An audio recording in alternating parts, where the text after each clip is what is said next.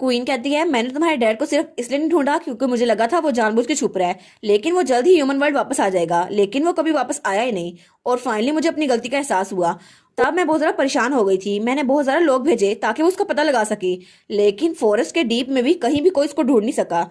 और तब मैं बहुत ज्यादा उदास हो गई और मैंने शराब पीना शुरू कर दी।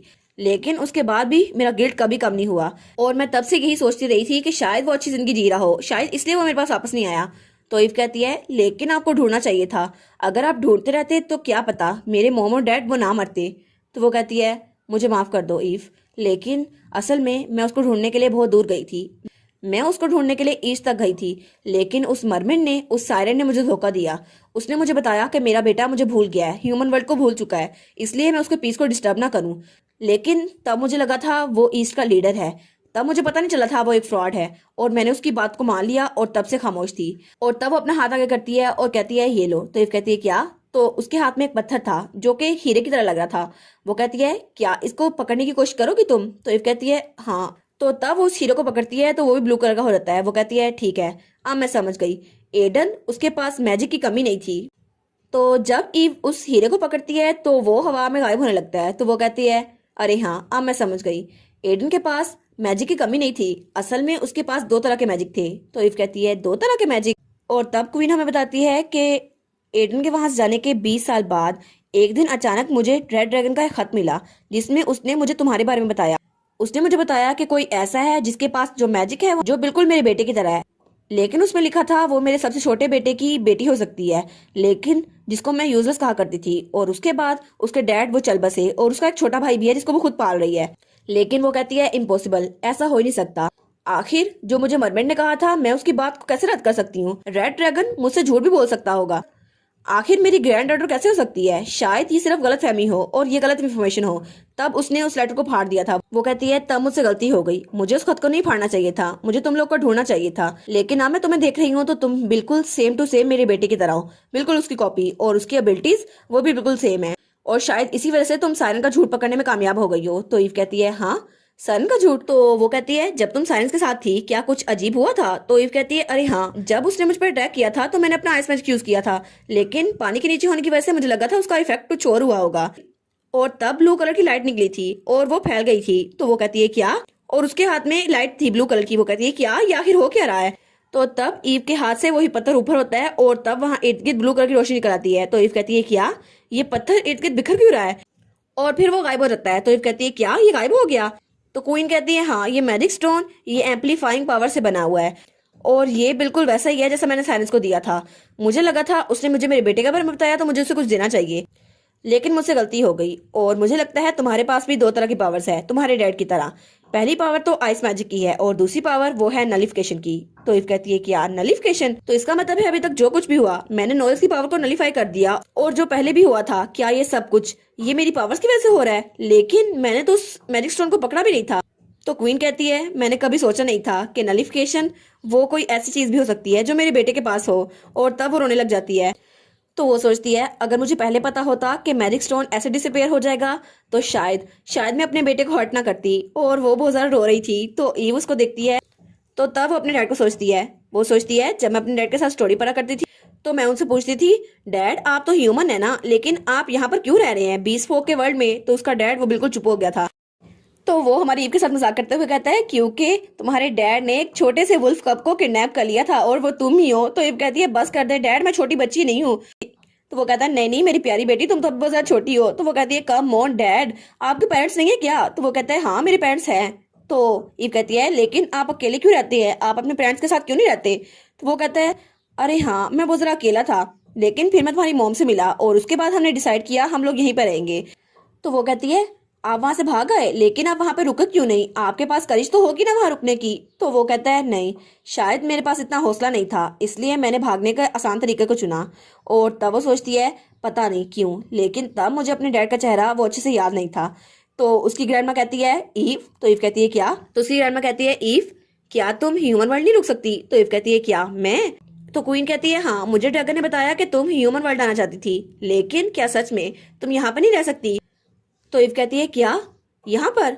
तो उसकी ग्रैंडमा कहती है हाँ, ये वही जगह है जहाँ तुम्हारे डैड पैदा हुए थे। तो अगर तुम चाहो तो मैं तुम्हारी कोई भी ख्वाहिश पूरी कर सकती हूँ, क्योंकि अब तो तुम मेरी ग्रैंड चाइल्ड हो, है ना। और वैसे भी अब तो तुम्हें अपना असली नाम भी मिल सकता है, एशरियल, क्योंकि तुम एक रॉयल हो। क्या तुम मेरे साथ रहना चाहोगी? तो ईव कुछ सोचती है। तो ईव कहती है मेरे यहाँ आने का सिर्फ एक मकसद था, क्योंकि मैं आपसे बाइंडिंग की लेना चाहती थी ताकि मैं नोएल की इम्प्रिजनमेंट को ख़त्म कर सकूं। तो क्या मुझे आप बाइंडिंग की दे सकती हैं?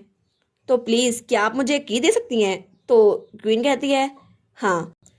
तो क्वीन कहती है क्या मैं तुमसे कुछ पूछ सकती हूँ? तो ईव कहती है जी पूछिए। तो वो कहती है क्या एडन मेरा बेटा, क्या वो खुश था? तो ईव कहती है हाँ, वो बहुत ज़्यादा खुश थे। जहाँ तक मुझे लगता है वो हमेशा बहुत ज़्यादा खुश रहा करते थे। तो क्वीन उसके चेहरे पे हल्की सी मुस्कुराहट आती है। तो तब ईव क्वीन को बताती है वो हमेशा मेडिसिनल हब के पास जाया करते थे माउंटेन में, लेकिन डैड ने मुझे बताया था कि उनकी एक मोम भी है। वो इकलौती इंसान थी जिन्होंने उनकी हेल्प की थी और वो उनको बहुत ज़्यादा पसंद किया करते थे।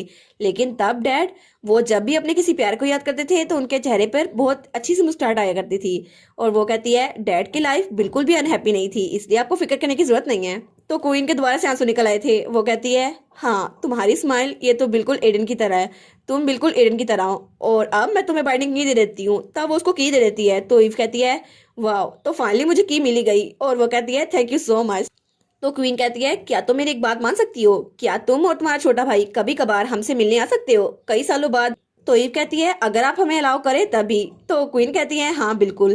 तो वो कहती है मैंने कभी भी अपने बच्चों को यहाँ आने से नहीं रोका। और तब हमारी ईव वापस से वहीं पर आ गई थी जहां पर हमारा नोएल था। तो नोएल कहता है ईव तुम रो क्यों रही हो? तो ईव की आंखों में भी आंसू थे। तो वो कहता है क्या कुछ हुआ था? क्या उसने तुम्हें चोट पहुंचाई? तो वो कहती है नहीं नहीं कुछ नहीं हुआ, मुझे लगता है मैं अपनी फैमिली के साथ रीयूनाइट हो गई हूँ। तो फिर वो कहती है क्या हम वापस जा सकते हैं नोएल? तो ईव कहती है क्या हम लोग उस जगह वापस जा सकते हैं जो हमारी है? क्या सच में हम लोग वहां पर रह सकते हैं जहां तुम मेरे साथ हो? तो नोएल कहता है हाँ बिल्कुल ईव, हम लोग वापस अपने घर चलते हैं जो कि हमारा अपना घर है। जिस वक्त नोएल और ईव ह्यूमर एलम गए थे उस वक्त साउथ में उनकी शादी की तैयारी चल रही थी। और शेफ कहती है नहीं नहीं यहाँ पर नहीं, और कलरफुल फ्लावर्स लाओ। तो वो कहता है हाँ हाँ ठीक है। और मियाँ वहां से जा रहा था। वो कहता है फाइनली ये कितनी ज़रा मैग्निफिसेंट लग रही है और सब लोग उन दोनों की शादी की प्रिपरेशन कर रहे हैं, लेकिन मैं तो बिल्कुल सुस्त हूँ, मैं बस आराम से यहाँ पे रहूंगा। अब मैं बिल्ली की फॉर्म में हूँ तो किसी ने मुझसे पूछना भी नहीं है। अब ऐसा नहीं है कोई मुझे उठा के नहला देगा, लेकिन तभी उसे कोई उठा लेता है। वो कहता है क्या मुझे कौन उठा रहा है? तो शेफ ने उसे उठा के बाल्टी में डाल दिया था। वो कहती है तुम सच में शादी में इतने गंदे दिखने वाले हो, अब तुम्हें नहा लेना चाहिए। वो कहता है लेकिन मुझे क्यों नहाना है, आखिर मेरे ऊपर रेत है, मैं तो रेत से आया हूं ना, तो मेरा मसला क्या है? लेकिन तब उसको नहला दिया गया था। तब जियोन मिया को देखकर सोचता है ये पहली बार है जब मैं मिया को इतना ज्यादा प्यारा देख रहा हूँ।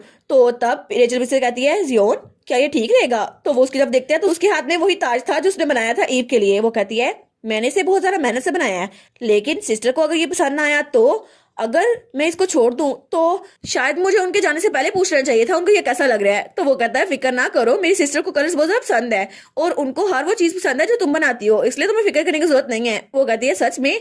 तो वो कहता है यहाँ पर देखो मैंने भी एक ताज बनाया है। वो कहती है क्या ये मेरे भाई के लिए है? लेकिन ये तो बहुत ज्यादा छोटा है। वो कहता है नहीं नहीं ये तुम्हारे भाई के लिए नहीं है, ये तुम्हारे लिए रेचल। और उसके सर पे वो ताज पहना देता है। और फिर वो कहता है ये तुम पे बहुत ज्यादा सूट कर रहा है रेचल, ये बहुत ज्यादा प्रीटी है और तुम भी बहुत ज्यादा प्रीटी हो। तो रेचल वो तो ब्लश करने लग जाती है। तो फिर वो कुछ बोलती है लेकिन उसको साइन देता है। वो कहता है क्या अभी तुमने क्या कहा? तो वो कहती है थैंक यू। तो जियोन उसको तंग करने के लिए कहता है क्या मुझे अभी भी सुनाई नहीं दिया? तो वो बहुत ज्यादा गुस्सा हो जाती है। वो कहती है थैंक यू, मैंने तुम्हें कहा थैंक यू। और वो चिल्ला रही थी। वो कहता है हाँ हाँ मुझे पता चल गया, तुम्हें अच्छा लग रहा है। और फिर वो कहती है वैसे भी तुम्हें फिक्र करने की जरूरत नहीं है, हमें और बात नहीं करनी चाहिए। और तभी वहां पर बहुत तेज हवा चलने लग जाती है। तो दोनों अपनी ताज संभालते हैं। तो तब रेचल अपनी आंख खोलकर वहां पर देखती है तो उसको कोई बुलाता है जियोन रेचल। और वहां पर नोएल का फिनिक्स था जो ब्लू कलर का उड़कर वहां पर आ रहा था। वो कहती है सच में सिस्टर वापस आ गई और नोएल और ईव वहां पर वापस आ गए थे। और तब हमारी ईव नीचे उतरकर हमारी रेचल को गले लगा लेती है। तो रेचल कहती है मैंने आपको बहुत ज्यादा मिस किया सिस्टर। तो ईव कहती है हाँ मैंने भी तुम्हें बहुत ज्यादा मिस किया, कैसी हो तुम? वो कहती है मैं तो बिल्कुल ठीक हूँ। और पीछे से नोएल ने जियोन को उठाया हुआ था। जियोन कहता है वाह बहुत ज्यादा ऊंचा है ये तो वो कहती है मैंने आपके लिए ये ताज बनाया है, क्या ये आपको अच्छा लग रहा है? और फिर वो कहती है क्या आप इसको एक्सेप्ट करेंगे प्लीज? तो ईव उसको देखती है और वो कहती है हाँ बिल्कुल, ये दुनिया में सबसे अच्छा क्राउन है जो मैंने अब तक देखा है और ये बहुत ज्यादा प्यारा है।